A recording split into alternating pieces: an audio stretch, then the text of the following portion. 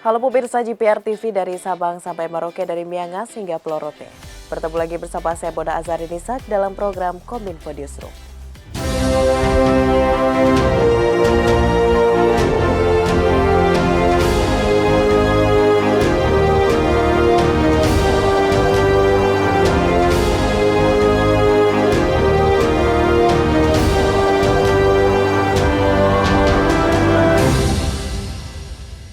Pemirsa, kita ke informasi pertama. Presiden Joko Widodo memastikan pemerintah akan mendukung segala proyek berkaitan dengan kebutuhan listrik Indonesia melalui kebijakan transisi dari energi fosil ke energi hijau.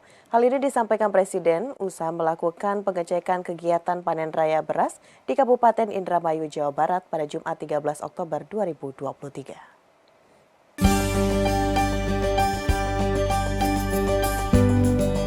Presiden Joko Widodo memprioritaskan pemenuhan kebutuhan listrik nasional melalui kebijakan transisi dari energi fosil ke energi hijau. Pernyataan tersebut sekaligus menjawab keputusan Jepang yang telah menghentikan pendanaan pembangunan pembangkit listrik tenaga uap atau PLTU Indramayu. Presiden Jokowi mengatakan energi hijau yang kini diprioritaskan di Indonesia salah satunya pembangkit listrik tenaga air atau PLTA dan pembangkit listrik tenaga surya atau PLTS di Cirata, Purwakarta, Jawa Barat.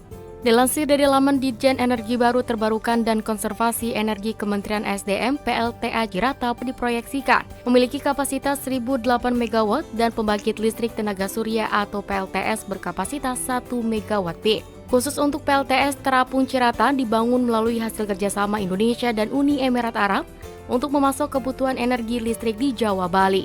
Energi hijau yang juga diprioritaskan oleh Presiden Joko Widodo berupa pembangkit listrik yang bersumber dari energi angin dan geotermal atau panas bumi. Semua yang berkaitan dengan kebutuhan listrik secara nasional kita dukung, tetapi sekarang ini kita mulai bergeser ke energi hijau, ke hydropower, ke solar panel. Saya kira di Jawa Barat ini ada gede, nanti mau kita resmikan di Cirata. Kemudian energi angin, geotermal, itu yang kita berikan prioritas. Pemerintah terus memaksimalkan upaya dekarbonisasi untuk melindungi keberlanjutan lingkungan, ekonomi, dan kesejahteraan masyarakat. Hal tersebut dilakukan untuk mencapai target net zero emission 10 tahun lebih cepat dari target net zero emission nasional pada tahun 2060.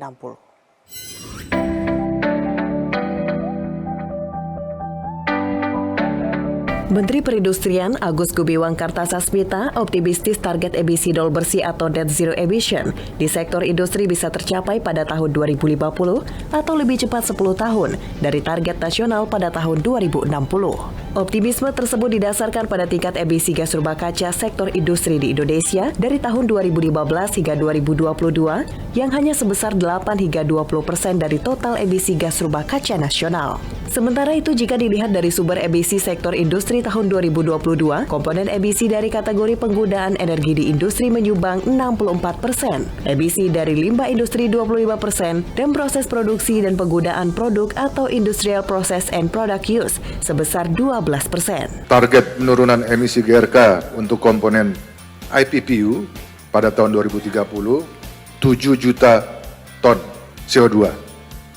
Sementara realisasi penurunan emisi IPPU pada tahun 2022 sudah mencapai 7,138 juta ton atau 102% dari target tahun 2030 dan sekarang 2022.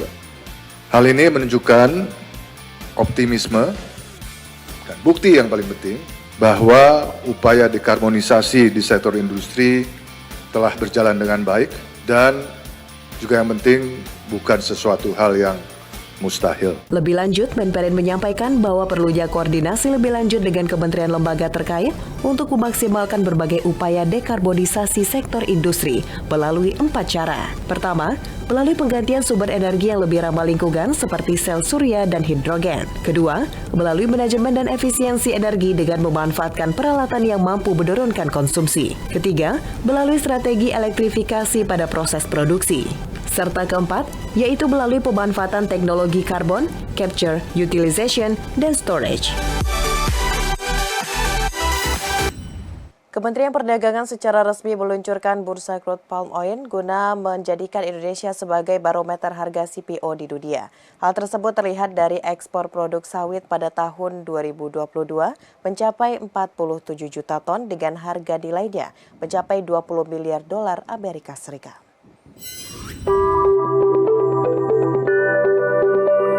Menteri Perdagangan Zulkifli Hasan meluncurkan bursa crude palm oil atau minyak kelapa sawit di Jakarta pada Jumat 13 Oktober 2023. Peluncuran ini merupakan upaya yang dilakukan pemerintah untuk menjadikan Indonesia sebagai barometer harga minyak kelapa sawit sebab Indonesia merupakan penghasil nomor 1 di dunia. Tercatat ekspor CPO Indonesia pada tahun 2022 mencapai hampir 47 juta ton dengan nilai 29,62 miliar dolar Amerika Serikat. Namun demikian, Indonesia belum memiliki harga acuan sendiri dan masih dihitung berdasarkan harga dari Bursa Rotterdam serta Malaysia. Oleh karena itu, dengan diluncurkannya Bursa CPO diharapkan dapat memperkuat kinerja perdagangan minyak kelapa sawit sehingga terbentuk harga yang transparan, adil, akuntabel, dan real time. Lebih lanjut, Zulkifli menyampaikan meskipun pemerintah hanya bertindak sebagai fasilitator pada Bursa CPO, ia mengajak para pengusaha CPO untuk turut meramaikan Bursa CPO dan berkontribusi aktif memajukan perdagangan CPO di Indonesia. Untuk memperkuat kinerja perdagangan CPO itulah Menteri Perdagangan berinisiatif melakukan perbaikan perdagangan CPO di bursa berjangka, saudara. Tujuannya adalah pembentukan harga acuan CPO yang transparan, adil, akuntabel, dan real time, melibatkan banyak penjual dan pembeli. Sementara itu, pemirsa, Kepala Badan Pengawas Perdagangan Berjangka Komoditi Didit Nurdiatmoko mengatakan pihaknya mendorong para UMKM untuk pengusaha kelapa sawit untuk tetap ikut serta dalam perdagangan bursa CPO di Indonesia. Hal ini dilakukan guna meningkatkan penjualan kelapa sawit dan menjadikan Indonesia sebagai produsen CPO pertama di dunia. Kepala Badan Pengawas Perdagangan Berjangka Komoditi Didit Nurdiatmoko mengatakan melalui keputusan Kepala Bapepdi nomor 1/Bapepdi/SCPO/10/2023 yang dikeluarkan pada tanggal 9 Oktober 2023 menyebutkan bahwa Indonesia Commodity and Derivatives Exchange secara resmi telah ditunjuk sebagai penyelenggara bursa sawit. Meskipun perdagangan CPO melalui bursa ini bersifat voluntary tanpa ada paksaan, namun Didit meyakini bahwa pelaku usaha CPO bersedia berpartisipasi dalam rangka untuk meningkatkan industri sawit tanah air. Ia pun menjelaskan bursa CPO akan menempatkan penjual dan pembeli pada level yang sama, sehingga memiliki kekuatan tawar-menawar. Pada akhirnya akan terbentuk harga acuan untuk CPO.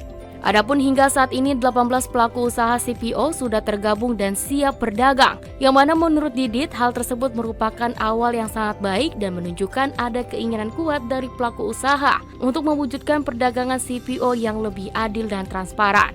Didit berharap bursa CPO sudah bisa berjalan sepenuhnya pada tanggal 23 Oktober dan kedepannya ICDX juga akan melakukan sosialisasi dan pelatihan mengenai mekanisme kepada para pengusaha guna mengoptimalkan CPO di bursa berjangka Indonesia. Kami yakin seluruh pelaku usaha bersedia untuk berpartisipasi dalam upaya menegakkan marwah CPO di bumi Nusantara. Kami juga mendorong UMKM, pengusaha kelapa sawit untuk ikut serta dalam bursa CPO Indonesia ini. Hal ini karena perdagangan di bursa akan menempatkan penjual dan pembeli pada same level playing field, memiliki kekuatan tawar yang sama karena perdagangan melalui bursa akan mempertemukan many seller dengan many buyers. Untuk mengoptimalkan perdagangan CPO di bursa berjangka, tentu perlu dilakukan berbagai sosialisasi dan pelatihan terkait mekanisme perdagangan di bursa. Sosialisasi dan pelatihan ini akan dilakukan bukan saja kepada pemain besar, tetapi juga kepada pemilik PKS yang sedang dan kecil.